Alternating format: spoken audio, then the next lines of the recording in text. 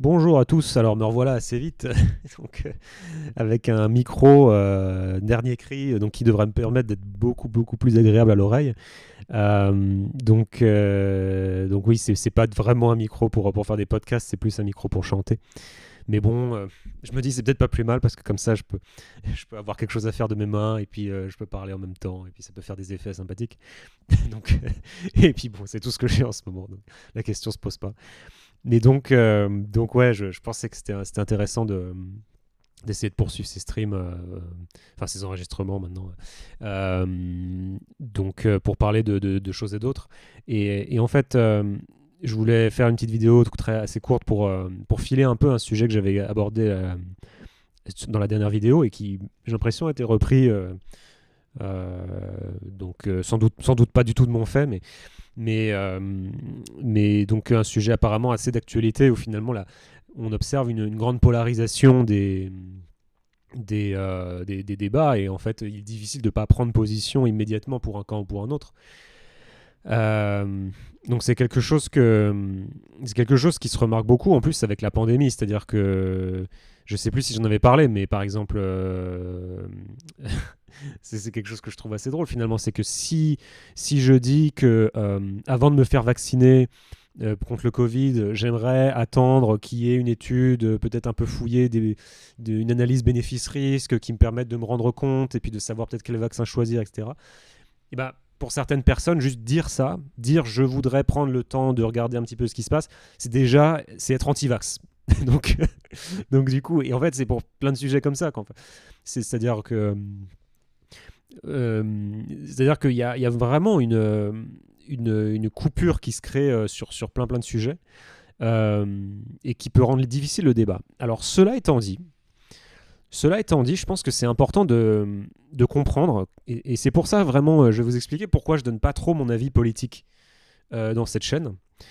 Et bien en fait, c'est parce que je pense qu'il y a vraiment deux espaces complètement, vraiment hermétiques en fait, presque l'un à l'autre, qui est l'espace de l'analyse et l'espace politique, justement.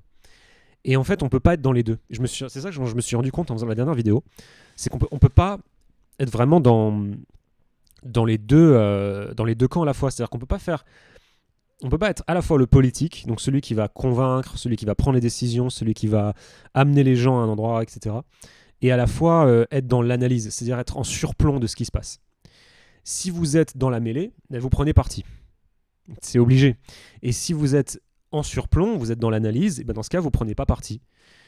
Mais du coup, donc vous êtes pas dans la politique, vous êtes pas vous pouvez pas dire je suis pour ça ou pour autre chose. Vous voyez ce que je veux dire? Et du coup, c'est vachement intéressant parce que c'est pour ça que dans une chaîne comme ça, je vais pas donner mon avis politique sur les choses. Parce qu'en fait, c'est pas le but.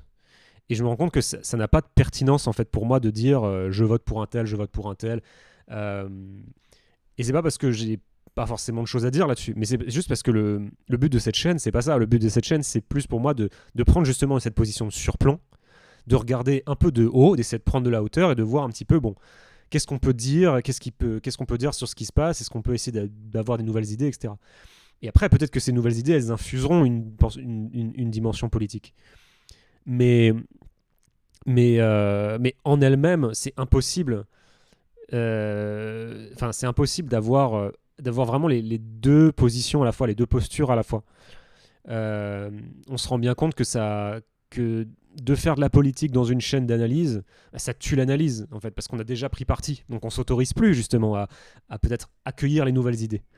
Et à la fois, si vous êtes dans un débat politique, bah, vous n'allez pas à un moment donné du débat politique vous arrêter et vous dire j'avais jamais réfléchi à ça. Ça me fait vraiment, ça me fait vraiment poser des questions ce que vous me dites. Finalement, je suis de droite ou finalement je suis de gauche. Genre, ça n'aurait pas de sens. Et pourtant, je pense pas avoir été forcément le seul à me dire, à fantasmer un peu cet univers où, dans un débat politique, bah, finalement, les deux parties s'écouteraient plus, se feraient plus de concessions, qu'on construirait ensemble, que le débat politique, y a pas, on se demandait un peu pourquoi le débat politique c'est toujours hyper dans le mode de la confrontation. Et, et en fait, là, c'est nécessaire. En fait, je me suis rendu compte que c'est nécessaire. En fait, c'est pas juste parce que les politiques sont bêtes ou que ils veulent pas écouter ce que dit l'autre ou qui sont pas ouverts au débat, ou des trucs comme ça. En fait, c'est structurellement pas possible de fonctionner comme ça, parce que c'est pas le même boulot, quoi.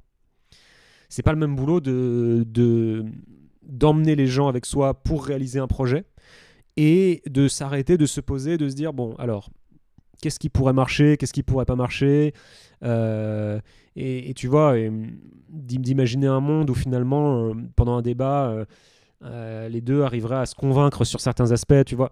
En fait, ça serait pas si satisfaisant que ça, d'imaginer un monde où les jouteurs, pour ainsi dire, dans une arène politique, finalement arriveraient à la fin et se diraient, ah, finalement on est d'accord sur l'essentiel, tu vois. En fait, ce serait pas très satisfaisant parce que c'est pas ce qu'on attend d'eux. Et à l'inverse, bah voilà, si dans cette chaîne d'analyse où j'essaie pour le coup d'être dans l'ouverture, j'essaie d'accueillir de nouvelles idées, en fait, on essaie de pas dire non, on essaie de dire beaucoup oui à ce qui se passe, à imaginer des choses. Bah, si je commençais à dire, voilà, en fait, c'est comme ça, mais dans un sens vraiment de positionnement fort sur des choses qui sont polémiques, bah, ça tuerait en fait ma crédibilité en tant qu'analyste. Et je vais vous donner un exemple d'un politique que je suivais à une époque et qui s'est beaucoup exprimé sur YouTube. Donc c'est François Asselineau. Alors déjà, en fait, en disant ça, je me dis, François Asselineau, déjà rien que de dire le nom, ça y est, ça va polariser. Enfin, il y aura des pour et des contre. Et donc bon, et peu importe en fait si vous adorez François Asselineau, si vous ne pouvez pas le soutenir ou si vous en foutez. Mais en fait, ce qui est intéressant, c'est que par exemple, il a dit une phrase qui est dans une de ses dernières vidéos, je crois, il a dit une phrase et c'était un peu quelque chose en mode l'esprit français, c'est d'avoir un service public qui marche. En gros, il a dit un truc dans ce style-là, tu vois. On voit bien dans l'histoire française que le service public est important. Ou que les Français sont... Ah non, c'est même pas ça qu'il a dit. On voit bien dans l'histoire française que les Français sont attachés à leur service public. Que c'est important pour les Français. Et là, on décroche tout de suite, en fait, parce que toi, en tant qu'homme politique, ou femme politique, tu aies envie de promouvoir des services publics homogènes, forts, accessibles sur l'ensemble du territoire, etc., bah c'est viable, enfin, c'est légitime, il n'y a pas de problème avec ça, quoi. Et par contre, si tu dis je vais aller regarder dans l'histoire et je veux prouver par l'histoire, par la recherche historique, que les Français veulent ça, bah là ça devient débile. Parce que déjà ce que les Français veulent, t'en sais rien en fait.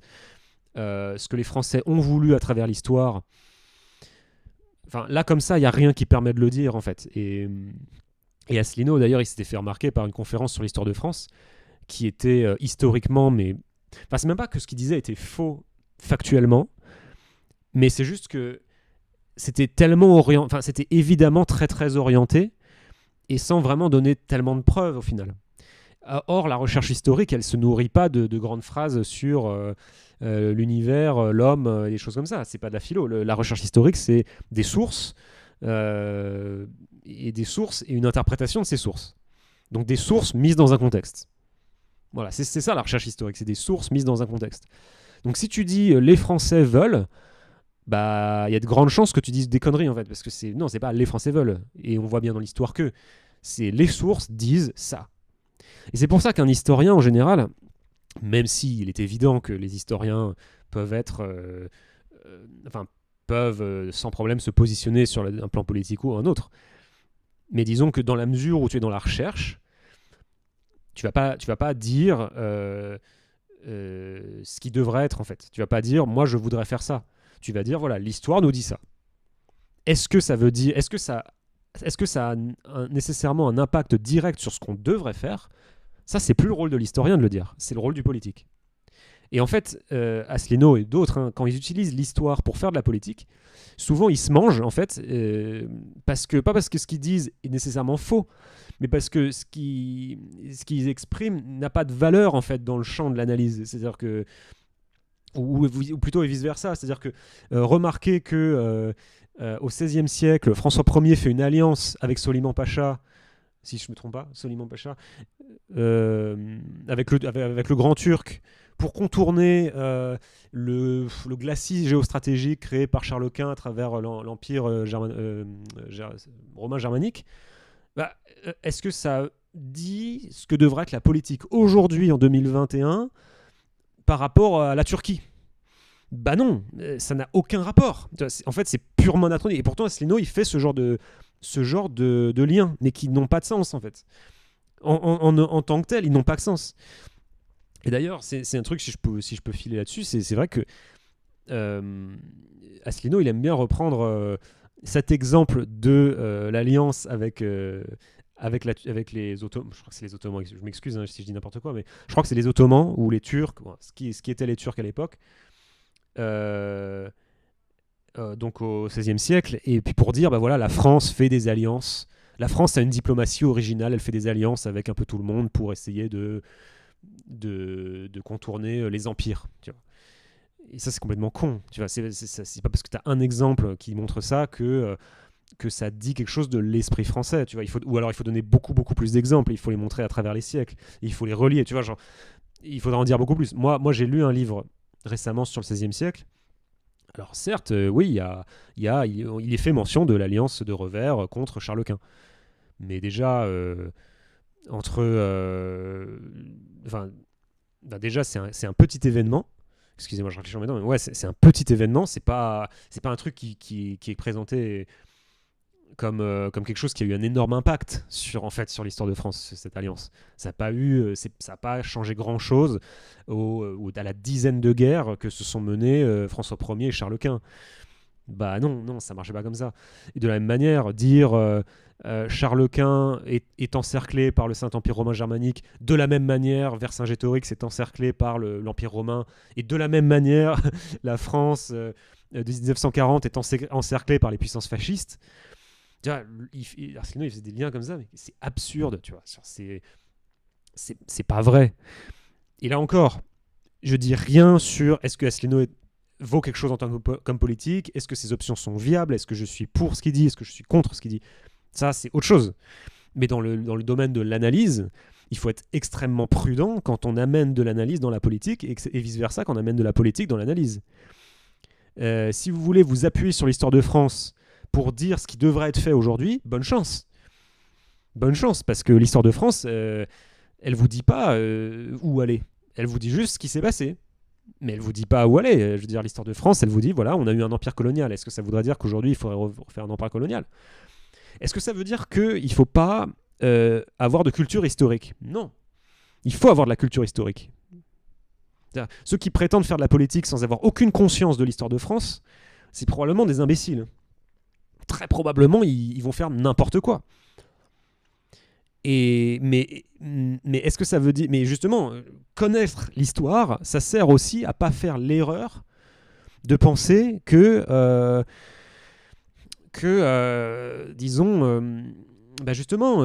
voilà, l'histoire de France, c'est ça, tu vois, et d'avoir aucune nuance, aucun recul sur ces choses-là.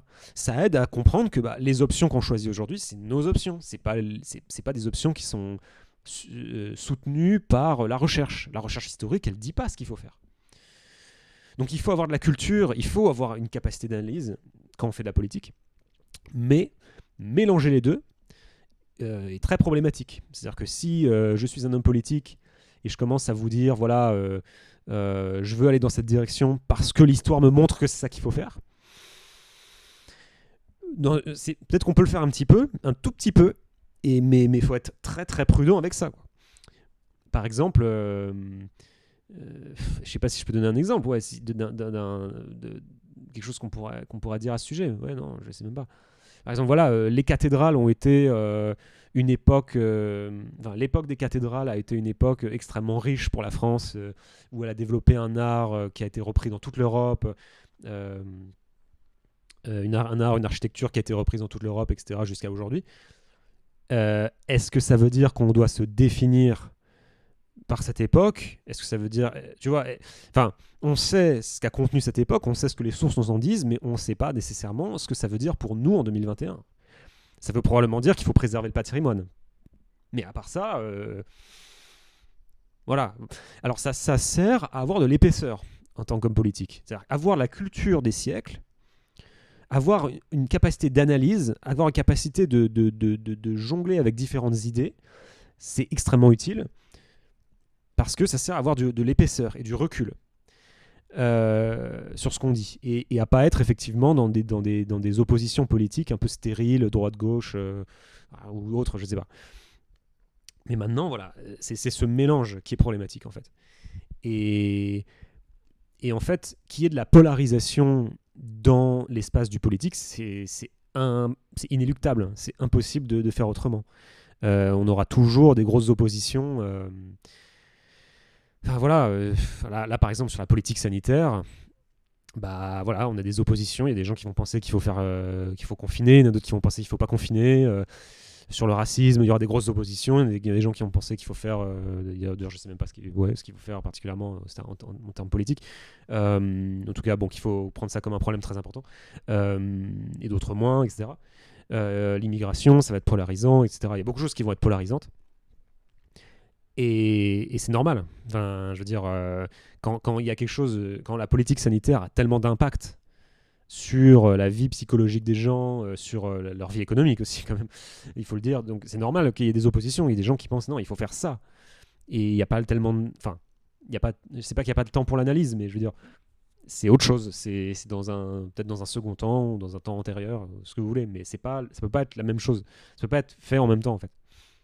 Donc voilà, le mythe des hommes politiques, d'une espèce de politique consensuelle, c'est pas possible. Ils sont pas là pour s'apprendre des choses. Au moment où ils débattent, les hommes politiques, au moment où ils se combattent véritablement, ils sont pas là pour s'apprendre des choses entre eux et être gentils et voilà, ou à se laisser parler. Enfin, ils peuvent être courtois, mais je veux dire, ils sont pas là pour faire autre chose que de défendre leurs idées, parce que c'est leur job.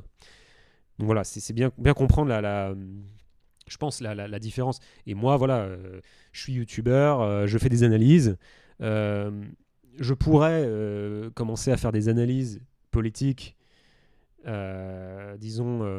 orientées politiquement, pour vous expliquer pourquoi Black Lives Matter c'est de la merde, pourquoi il faut pas confiner ou des trucs comme ça. J'essaye de pas le faire. Je dis pas que j'y arrive toujours, mais j'essaye de pas le faire parce que j'estime que c'est des ordres différents. C'est des ordres complètement différents, quoi. Dans la mesure où je fais une analyse, je pourrais être de gauche, de droite, du centre, de l'extrême droite, de l'extrême gauche, ça ne change rien. Je pourrais être communiste, je pourrais être libéral. Ça n'a pas d'incidence. Ça devrait pas avoir d'incidence sur l'observation que je fais des faits et des différences, de la manière dont on s'organise, les phénomènes dans la sphère du réel, quoi. Donc j'essaye. Je dis pas que je vais y arriver, hein, toujours, mais ça infuse évidemment ce que je pense. Mais voilà, je vais pas vous dire, voilà, encore une fois, je vais pas vous dire, l'histoire nous montre que il faut faire ça. Non, l'histoire ne nous montre rien. De la même manière, la psychologie, je parle beaucoup de psychologie sur cette chaîne. Est-ce que je vais vous dire, la psychologie montre qu'il faut être je sais pas, antiraciste, ou l'inverse? Bah non, la psychologie elle montre rien, elle vous dit juste quelle est l'attitude que vous pouvez avoir dans la vie. Mais après, si les objectifs que vous voulez poursuivre c'est changer la société pour que les hommes puissent porter des jupes, la psychologie elle vous dit pas que c'est mal. Je veux dire, la psychologie, vous faites ce que vous voulez, quoi. Après, c'est à chacun de voir en fonction de ce qu'il estime important dans sa vie, de faire ce qu'il veut. Par contre, la psychologie, ce qu'elle peut vous dire, c'est déjà que... Enfin, la psychologie et l'histoire et la culture en général, ce qu'elles peuvent vous dire, c'est que changer la société, dans l'histoire, la société, elle a rarement été changée de manière consciente et volontaire. Ça, on peut le dire. Il n'y a pas tellement d'exemples où les sociétés ont changé en profondeur de manière consciente et volontaire de la part des acteurs. Souvent, les hommes ne savent pas l'histoire. Je crois que c'est Hegel qui disait les hommes ne savent pas l'histoire qu'ils font. Je peux me tromper, mais c'est-à-dire qu'on est soumis à des ruses de l'histoire. C'est-à-dire qu'on croit aller dans une direction politiquement, justement, et en fait, l'histoire sociale, économique, les grandes masses nous entraînent autre part. Donc voilà, ça, on peut le dire.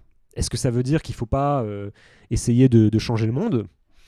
Non, j'en sais rien. Chacun décide de ce qu'il veut faire et de l'impact qu'il veut avoir sur la société. Mais effectivement, on peut mettre des garde-fous. En fait, la culture, ça sert peut-être à ça. Ça sert peut-être de savoir des choses, de pouvoir faire de l'analyse. Ça sert à pouvoir mettre des garde-fous sur les trucs qui pourront marcher, et les trucs qui servent à rien. Les trucs qui pourraient peut-être aboutir à quelque chose de fécond, et des choses qui vont juste aller dans le mur parce que c'est pas la bonne approche. Mais après, en termes d'options politiques, si vous voulez prendre mes analyses et vous en servir pour faire des choses de droite, de gauche, d'extrême droite, d'extrême gauche, normalement, vous devriez pouvoir le faire tout aussi bien, quel que soit votre bord politique. Vous devriez pouvoir le faire. Et si vous n'y arrivez pas, dites-le moi. Mais normalement, il n'y a pas... normalement, on reste assez neutre, quoi. Donc voilà, donc c'est ces choses-là. Si je commence à me positionner dans un débat en disant il ne faut pas d'écriture inclusive, je me positionne politiquement. Voilà, je ne donne pas une analyse, je me positionne politiquement. Et j'ai le droit de penser ou de penser l'inverse. Mais à partir du moment où j'essaie de développer une réflexion sur, disons, les attitudes psychologiques, ce que les gens qui mènent ce genre de combat témoignent de je sais pas comment dire, d'énergétique par rapport à leur rapport au monde. Ça, je peux en parler. Et ça, il n'y a pas besoin d'être positionné politiquement pour en parler. Voilà, j'espère que ça a du sens. Je dis ça parce que vraiment, j'ai eu des... Je me souviens que j'ai eu un mini-débat une fois sur des réseaux sociaux où finalement, il y avait quelqu'un, c'était par rapport au fait que les femmes... il y avait une femme présentatrice qui avait porté un décolleté. Et du coup, sur les réseaux sociaux, elle s'était faite allumer par des gens qui disaient que c'était pas une bonne tenue pour passer à la télé, etc. Et donc, il y avait des gens sur les réseaux sociaux plutôt pro-féministes qui disaient voilà, c'est pas normal, les femmes portent ce qu'elles veulent, etc. Et moi, j'étais arrivé, j'avais dit alors oui, mais n'oublions pas que, par exemple, l'habillement, c'est un langage.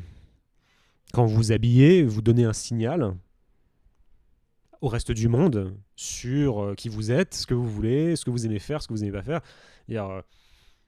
Et plus l'habillement que vous avez est différent de, on va dire, la norme, et plus vous donnez un signal fort, en principe. Et dire ça, c'est pas du tout dire je suis pour que les femmes aient un décolleté ou pas, c'est juste dire attention, la manière dont les gens reçoivent l'habillement que vous mettez, c'est pas vous qui pouvez le décider unilatéralement. C'est quelque chose qui va être négocié. Si les gens estiment que avoir un décolleté, ça dit quelque chose de vous, c'est leur problème. Et vous pouvez pas leur enlever, en fait. De la même manière que vous pouvez vous habiller comme vous voulez, et c'est votre droit, en principe, c'est votre... à moins d'aller nu, dans ce cas c'est un crime, ou enfin non, pas un crime, mais un délit, mais en principe c'est votre droit de mettre les vêtements que vous voulez, avec la couleur que vous voulez, et de manière, les décolletés que vous voulez, ou pas, etc., etc. Mais après, de la même manière, la partie d'en face, elle a le droit de recevoir ça comme elle le veut. Si elle a envie de le recevoir comme une insulte, pas une insulte.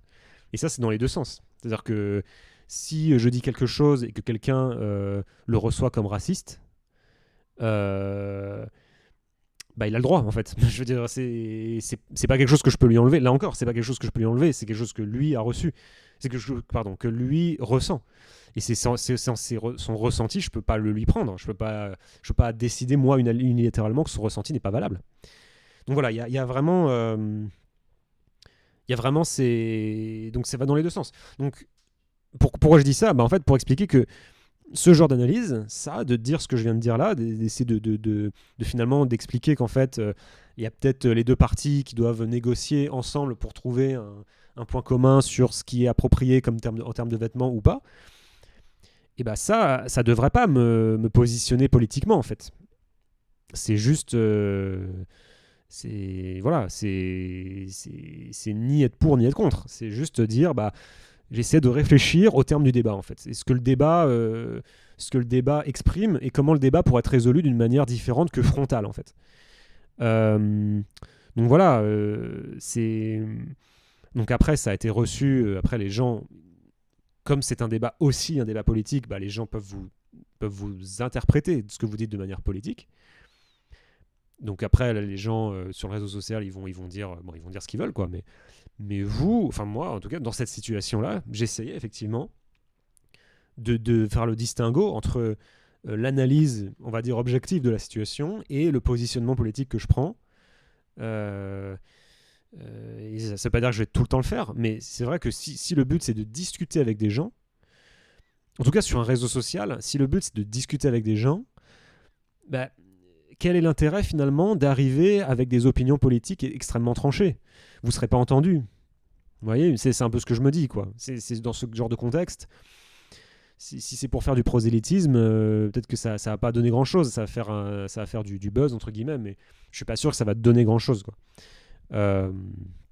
Il vaut mieux faire ça, effectivement, sur des plateaux télé, dans un endroit où c'est fait pour ça. Si on va sur un réseau social pour parler à des gens qu'on connaît pas, qu'on n'a jamais vu et qu'on reverra peut-être jamais, est-ce que c'est pas mieux d'y aller avec une attitude effectivement ouverte, de réception, de dire bah ok, moi j'entends ce que vous dites sur ça et ça et ça, j'essaie juste, en revanche j'essaie d'utiliser de ma culture pour exprimer à quel point il peut y avoir un problème là.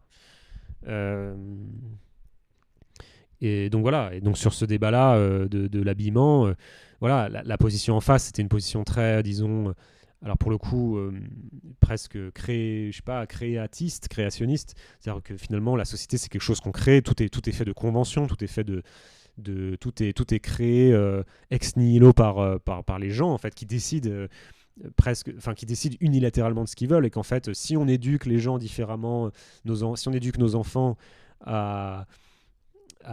si on éduque nos enfants à considérer que le vêtement, c'est une posture individuelle qui n'engage que ce que la personne qui le porte, alors le monde changera et du coup, les gens se sentiront mieux à porter des vêtements qui leur conviennent.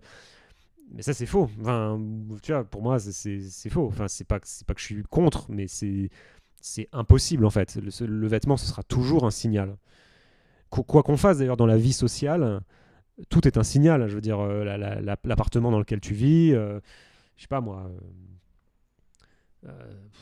Tout ce qu'on peut faire comme activité. Je veux dire, si vous faites du kung-fu comme activité après le travail, bah, c'est un signal.